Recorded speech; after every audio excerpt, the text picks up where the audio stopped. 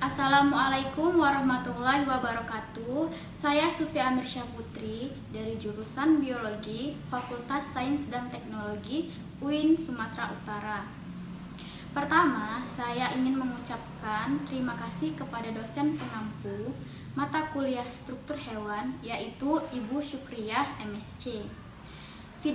Pada video ini, saya akan menjelaskan mengenai tentang jaringan epitel. Jaringan epitel adalah struktur labil yang sel-selnya secara teratur diganti baru melalui aktivitas mitosis.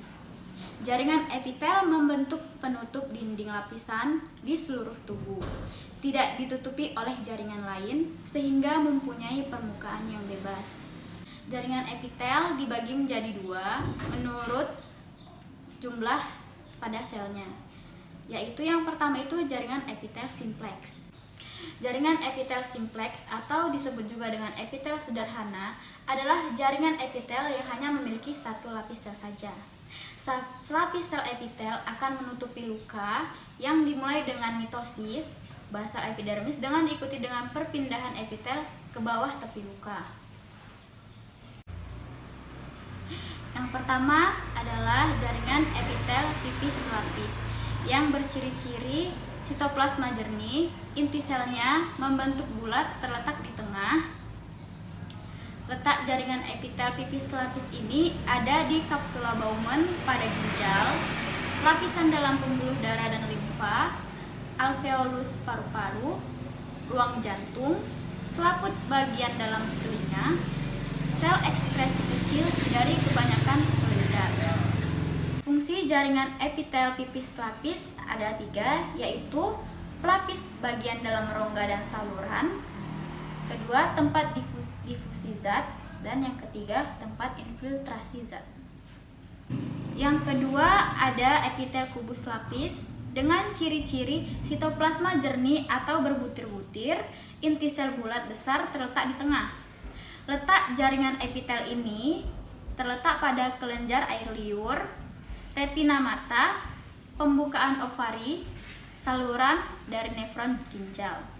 Dan fungsi jaringan ini adalah lapisan pelindung atau proteksi, tempat penyerapan zat atau absorpsi, dan penghasil mukus atau lendir atau sekresi. Yang ketiga ada epitel silindris selapis.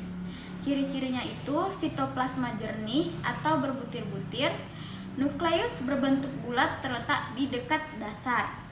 Fungsi jaringan epitel silindris selapis ini ialah dinding dalam lambung, usus, kandung empedu, saluran rahim, saluran pernapasan bagian atas, dan saluran pencernaan. Letaknya itu ada di bagian lapisan pelindung atau proteksi, penghasil mukus lendir atau sekresi, dan tempat difusi dan absorpsi zat serta melicinkan. Yang keempat itu adalah jaringan epitel silindris selapis bersilia. Letaknya ada di dinding dalam rongga hidung, saluran trakea, bronkus, dinding dalam saluran oviduk. Fungsi jaringan epitel silindris selapis bersilia ini adalah yang pertama, penghasil mukus atau lendir untuk menangkap benda asing yang masuk. Dan yang kedua itu adalah fungsinya sebagai getaran silianya menghalau benda asing yang masuk atau melekat pada mukus.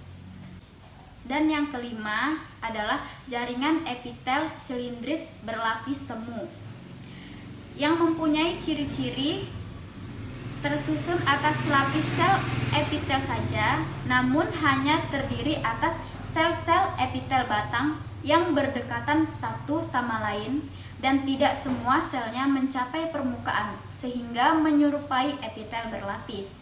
Letaknya itu ada di rongga hidung dan trakea. Fungsinya sebagai proteksi, sekresi, dan gerakan zat melalui permukaan.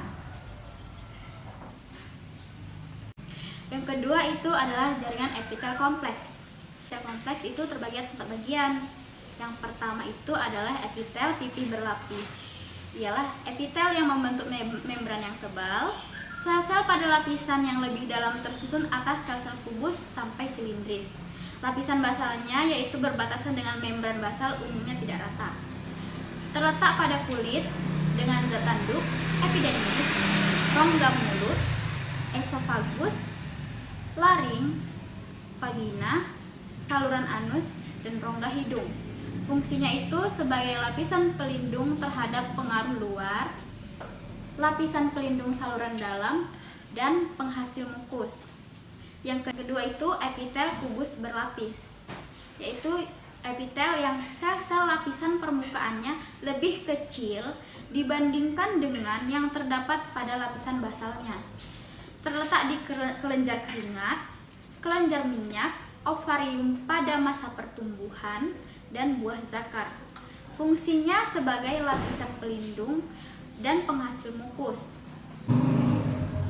Yang ketiga itu adalah epitel silindris berlapis. Epitel ini relatif jarang ditemukan. Lapisan basalnya terdiri atas sel-sel berbentuk polihedral yang tidak teratur, relatif pendek, dan hanya sel-sel lapisan permukaan yang berbentuk silindris tinggi. Terletak di bagian lapisan konjungtif atau lapisan yang selalu basah karena lendir, misalnya pada bagian mata berwarna putih, di dalam kelopak mata, laring, faring, dan uretra. Fungsinya sebagai proteksi, penghasil mukus, gerakan zat melewati permukaan, dan saluran ekskresi kelenjar ludah dan kelenjar susu. Yang keempat itu ada epitel transisional. Epitel ini peralihan bentuk antara epitel berlapis pipih tanpa lapisan tanduk dan epitel berlapis silindris yang terletak di kandung kemih, ureter, dan pelvis ginjal. Epitel ini berfungsi untuk menahan renggangan dan tekanan.